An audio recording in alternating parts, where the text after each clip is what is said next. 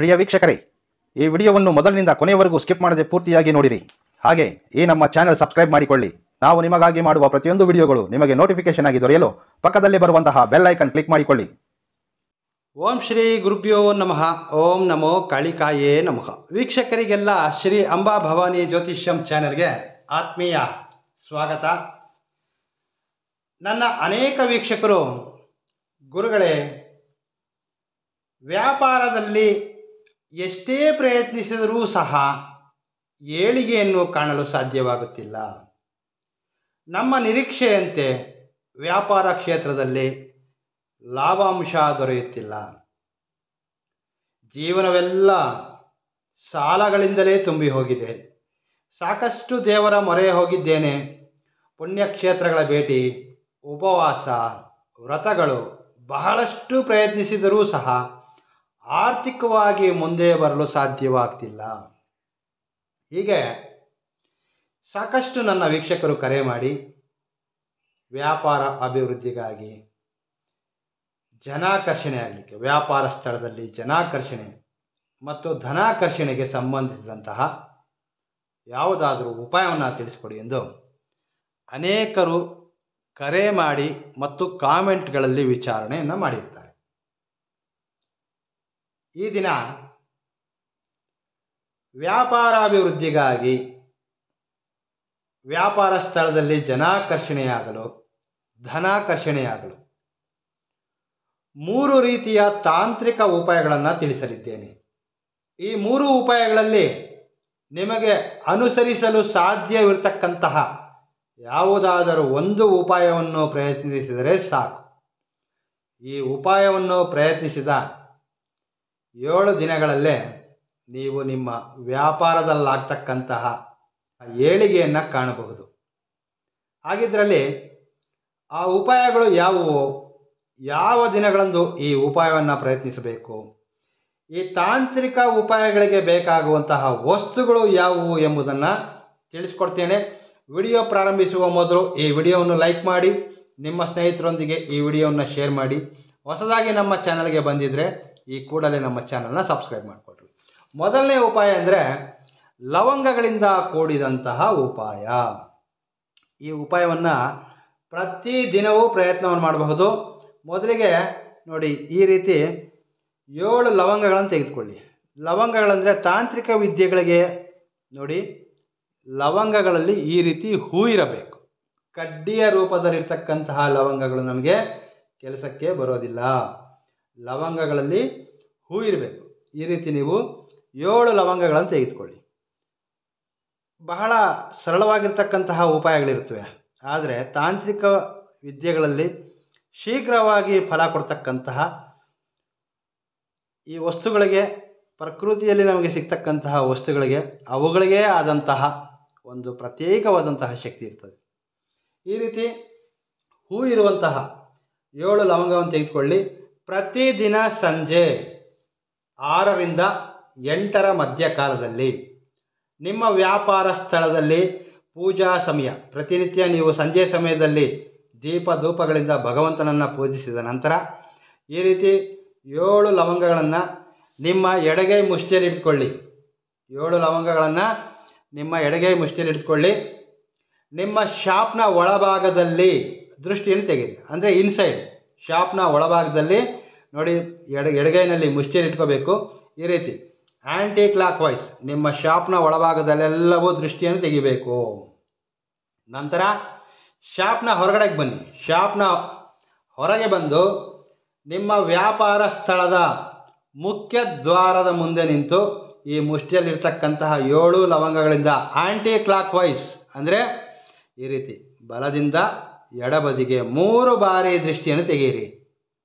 ನಂತರ ನಿಮ್ಮ ಮುಷ್ಟಿಯಲ್ಲಿರ್ತಕ್ಕಂತಹ ಈ 7 ಲವಂಗಗಳನ್ನು ನೆಲದ ಮೇಲಾಗಲಿ ಅಥವಾ ನಿಮ್ಮ ಶಾಪಲ್ಲಿ ಈ ರೀತಿ ಒಂದು ಸಣ್ಣದೊಂದು ಪ್ಲೇಟ್ ಇಟ್ಕೊಳ್ಳಿ, ಅಥವಾ ನೆಲದ ಮೇಲಾದರೂ ಸರಿ, 7 ಲವಂಗಗಳನ್ನು ನೆಲದ ಮೇಲೆ ಹಾಕಿ ಈ ರೀತಿ.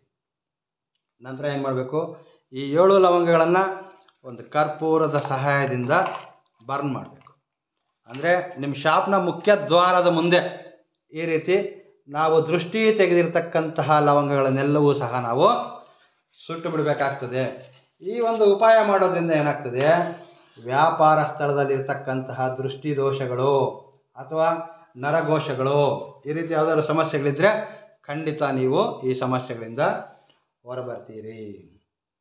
ಕರ್ಪೂರದಿಂದ ಈ ರೀತಿ ಸುಟ್ಟು ಬಿಟ್ಟರೆ ಪೂಜಾ ಸಮಯದಲ್ಲಿ ಏನು ಹೇಳಿ, ಪ್ರತಿದಿನ ನಿಮ್ಮ ಪೂಜಾ ಸಮಯದಲ್ಲಿ ಸಂಜೆ 6ರಿಂದ 8ರ ಒಳಗೆ ಈ ಒಂದು ಉಪಾಯವನ್ನು ಪ್ರಯತ್ನಿಸಬೇಕು.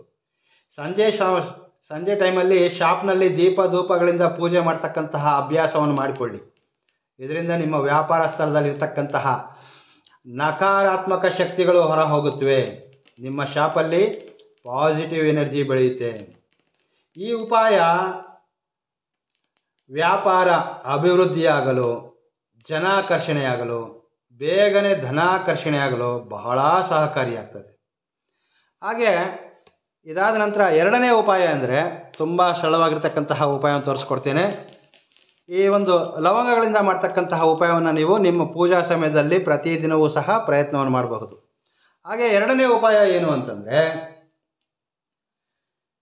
ಈಗಾಗಲೇ ಹೇಳಿದ ಹಾಗೆ ನಿಮ್ಮ ಪೂಜಾ ಸಮಯದಲ್ಲಿ ಅಂದರೆ ಸಂಜೆ 6ರಿಂದ 8ರ ಮಧ್ಯಕಾಲದಲ್ಲಿ ಬೆಳ್ಳುಳ್ಳಿ ಹೆಸರನ್ನು ತೆಗೆದುಕೊಳ್ಳಿ.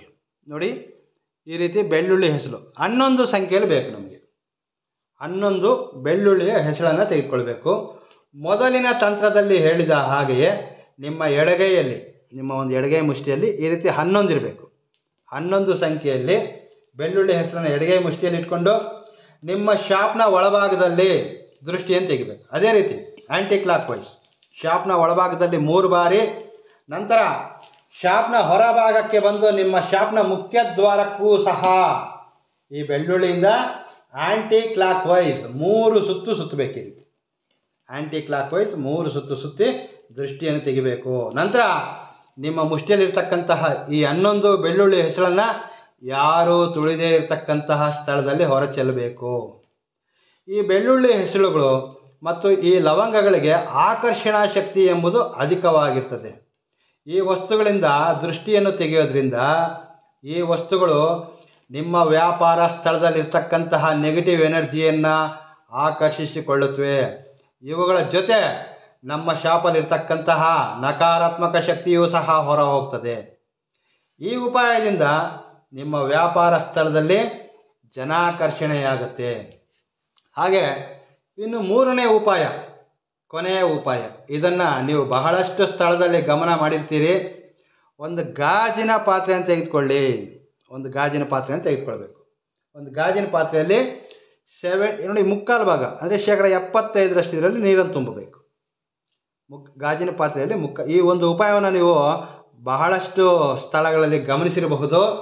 ಒಂದು ಗ್ಲಾಸಲ್ಲಿ ನೀರನ್ನು ತುಂಬಿ ಅದರಲ್ಲಿ ಒಂದು ಲಿಂಬೆ ಹಣ್ಣನ್ನು ಹಾಕಿರ್ತಾರೆ. ಲಿಂಬೆ ಹಣ್ಣನ್ನು ನೀವು ಈ ರೀತಿ ಗಾಜಿನ ಪಾತ್ರೆ ಹಾಕಿರೋದನ್ನು ಪ್ರತಿಯೊಂದು ಕಡೆಯೂ ಗಮನಿಸಿರ್ತೀರ. ಆದರೆ ನಾವು ಇದರಲ್ಲೊಂದು ಸಣ್ಣ ಬದಲಾವಣೆಯನ್ನು ತೋರಿಸ್ಕೊಡ್ತೇನೆ. ಈ ಬದಲಾವಣೆ ನಿಮ್ಮ ವ್ಯಾಪಾರದಲ್ಲಿರ್ತಕ್ಕಂತಹ ಏಳಿಗೆ ಏನಿದೆ ಅದನ್ನು ನೀವು ಕಣ್ಣಾರೆ ಗಮನಿಸಬಹುದು. ಗಾಜಿನ ಪಾತ್ರೆಯಲ್ಲಿ ಈಗ ನಾವು ಒಂದು ಲಿಂಬೆಹಣ್ಣು ತಗೊಳ್ಳಿ, ನೀಟಾಗಿರಬೇಕು. ಲಿಂಬೆಹಣ್ಣು ಭಾಳಷ್ಟು ಕಡೆ ಗಮನಿಸಿದ್ದೇನೆ, ಕಪ್ಪು ಚುಕ್ಕೆಗಳಿರ್ತಕ್ಕಂಥದ್ದು, ಅದ್ರ ಮೇಲೆ ಏನೋ ಮಾರ್ಕ್ ಆಗಿರ್ತಕ್ಕಂಥದ್ದು ತೆಗೆದುಕೊಳ್ಬಾರ್ದು. ಹಾಗೆ ಇನ್ನೂ ಕೆಲವು ಕಡೆ ನಾನು ಕಂಡಿರೋ ರೀತಿ ಹಸಿರು ಬಣ್ಣದಲ್ಲಿರ್ತಕ್ಕಂತಹ ಲಿಂಬೆಹಣ್ಣನ್ನು ಬಳಸ್ತಾರೆ. ತಾಂತ್ರಿಕ ವಿದ್ಯೆಗಳು ಜನಾಕರ್ಷಣೆ ಆಗಬೇಕು ಅಂತಂದರೆ ನೋಡಿ, ಹಳದಿ ಬಣ್ಣದಿಂದ ಕೂಡಿರಬೇಕು. ಈ ರೀತಿ ಹಳದಿ ಬಣ್ಣದಿಂದ ಕೂಡಿರ್ತಕ್ಕಂತಹ ಲಿಂಬೆಹಣ್ಣನ್ನು ಈ ಒಂದು ಉಪಾಯಕ್ಕೆ ಬಳಸಬೇಕಾಗುತ್ತದೆ. ಈಗ ನಾವು ಗಾಜಿನ ಪಾತ್ರೆಯಲ್ಲಿ ಮುಕ್ಕಾಲು ಭಾಗದಷ್ಟು ನೀರನ್ನು ತುಂಬಿಕೊಂಡಿದ್ದೇವೆ. ಈಗ ನಾವು ಇದರಲ್ಲಿ ಲಿಂಬೆಹಣ್ಣನ್ನು ಬೆರೆಸ್ತಾ ಇದ್ದೇವೆ. ಶಾಪಲ್ಲಿ ಈ ಒಂದು ಉಪಾಯಗಳು ಮಾಡೋದ್ರಿಂದ ಏನಾಗ್ತದೆ ಅಂತಂದರೆ ದೃಷ್ಟಿದೋಷ ಹೊರ ಹೋಗ್ತದೆ. ಬಹಳ ಸುಲಭವಾಗಿರ್ತಕ್ಕಂತಹ ಉಪಾಯಗಳು ನೋಡಿ, ಯಾವುದೇ ಖರ್ಚಿಲ್ಲ.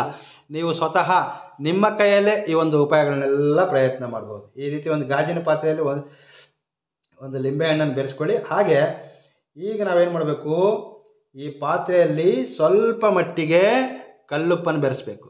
ಕಲ್ಲುಪ್ಪನ್ನು ತೆಗೆದುಕೊಳ್ಳಿ. ಸ್ವಲ್ಪ ಮಟ್ಟಿಗೆ ನಾವು ಈ ನೀರಲ್ಲಿ ಕಲ್ಲುಪ್ಪನ್ನು ಬೆರೆಸಬೇಕು. ಅದರ ಜೊತೆಯಲ್ಲಿ ಸ್ವಲ್ಪ ಮಟ್ಟಿಗೆ ನಾವು ಅರಿಶಿನವನ್ನು ಬೆರೆಸಬೇಕು. ಈ ಎರಡೂ ವಸ್ತುಗಳೇನಿದೆ, ಕಲ್ಲುಪ್ಪು ಮತ್ತು ಅರಿಶಿನ, ಇವು ಸಾಕ್ಷಾತ್ ಮಹಾಲಕ್ಷ್ಮಿಯ ಸ್ವರೂಪ.